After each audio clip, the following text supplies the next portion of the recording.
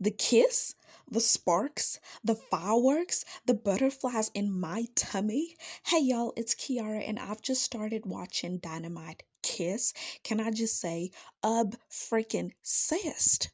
We begin with our main girl, Gu Darim, walking in looking like a boss freaking lady. She's bombarded by her employees, but is able to make her way to her office. She's in the middle of being a busy work lady, and a man comes in and proposes to her. We can't see his face at this point, but just that half, I think we all knew who he was. But of course, this is all just a dream, and she's now rushing to get to school. On her way, she's helping people, and it's given sweetheart. She does get to class only to be humiliated by her teacher from being in school for like 5 years after failing her civil service exam so much. And then, after calling him out and kind of failing, she gets home after school and is telling her family about the dress that she bought for her sister's wedding. But then she's given a ticket to Jeju during that time, and because her sister lied to her in laws about her being in the US, she actually can't go to her own sister's wedding. Like, she was too embarrassed to admit, like, that her older sister is jobless at 30 and is failing her exams. Obviously, Darim acted like she was okay, but as an older sister myself, that would have been something that really hurt my feelings. I don't think her sister understood how much something like that can hurt, but she also has like a close relationship with the neighbor upstairs who's a single father to a cute little boy. He, in fact, tells her she should get a man while she's in Jeju, and I just thought, like, the foreshadowing is so crazy. And I honestly think that this man likes her. I'm waiting to be proven wrong. We're introduced to our male lead, Gong Ji-hyuk, who's in the middle of a meeting and is speaking in Arabic, in Mandarin, and English. His voice, oh gosh, guys, was so deep, so sexy. Y'all, did he like practice like that much to get the pronunciation right? Or can he actually speak one or two of these languages? Please do let me know.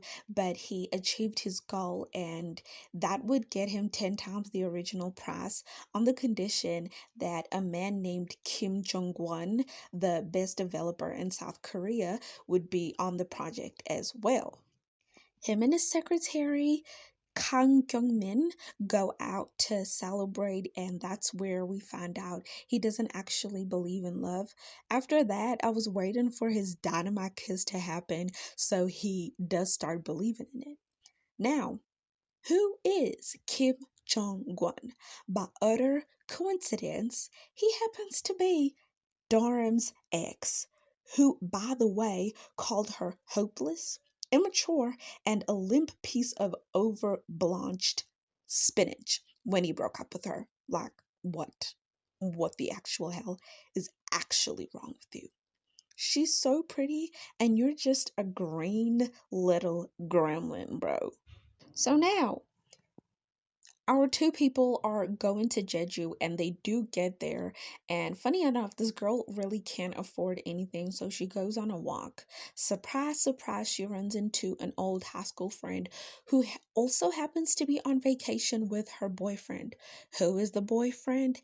Kim Jong-gwon.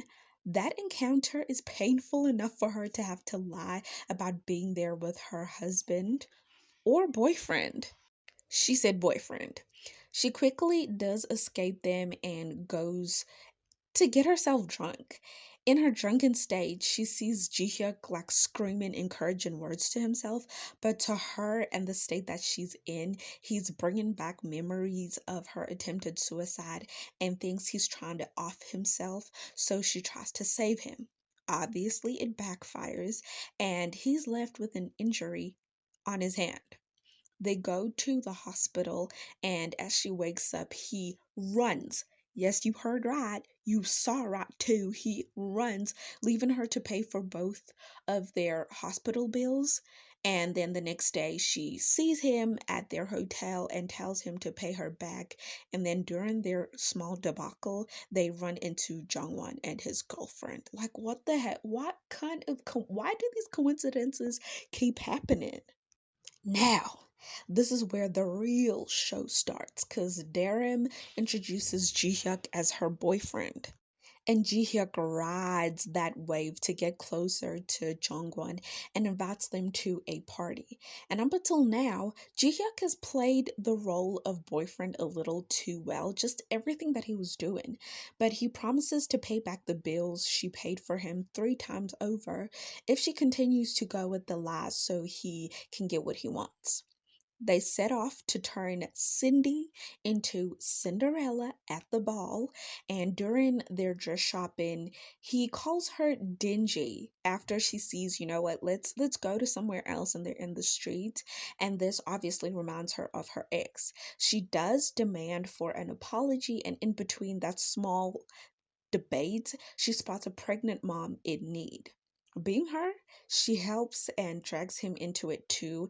And as she's given back the oranges, you can see that that's the moment where I feel he became truly attracted to her. If it wasn't love at first sight, it was definitely pure attraction.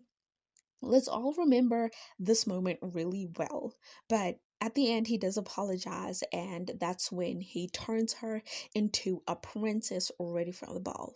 Note how her dress was blue and she's stunning, and their fake now engagement is ready for display. And with that is a huge ring that comes with it as well.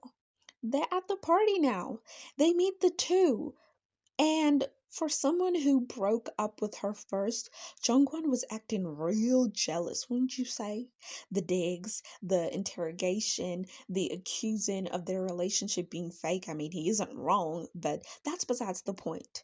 Anyway, she also talks to her fake fiance, and while this man is like talking and Jongwon is sneaking around, something so magical happens. They kiss. Guys, like that was the definition of a freaking dynamite kiss. Like, did you see the lights and how they went out and how he eventually relaxed into it? And then when she pulled away, she did explain why she did it, and she was ready to like leave, but he pulled her in for another kiss. Like, what? This time, obviously, the fireworks set. And did I not get butterflies? Like, guys, already I was blushing and squealing from how sweet he was being throughout the entire episode and the way that he was behaving and the things that he was saying. But like, he was blowing me away even more, and that kiss was so freaking good. Like, more of that, please, and thank you. But like, that's it. And I would just like to say that this is so much better than the atypical family. Like, I saw him in Come and Hug Me, and I loved that. I loved him. I loved the main character girl as well.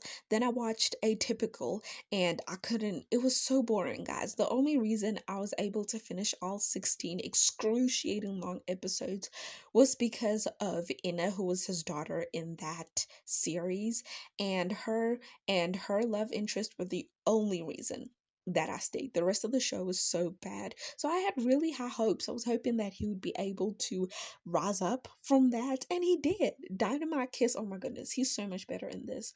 I'm watching episode 2 right after this, so do stay tuned for the next video. Remember to like, comment, share, and subscribe. Have a wonderful rest of the day or night, and until next time.